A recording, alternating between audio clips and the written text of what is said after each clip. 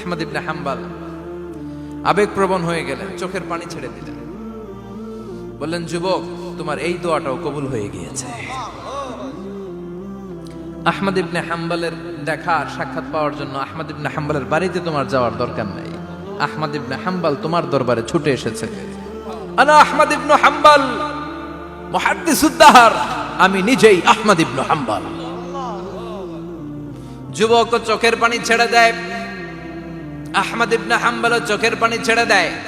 যুবক চিৎকার মেরে ইমাম আহমদ ইবনে হাম্বলকে জড়িয়ে ধরে, হাতে হাত রেখে মুসাফা করে, কপালের মধ্যে চুমু খায় আর আল্লাহর শুকরিয়া করে বলে, ও ইমাম, আসলে এই দোয়াটাও আল্লাহ আজকে কবুল করে নিল।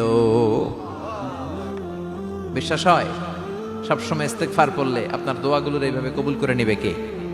এই 5টা জিনিস পাবেন সবসময় যদি ইস্তেগফারের সাথে লেগে থাকেন। রাজি আছেন তো?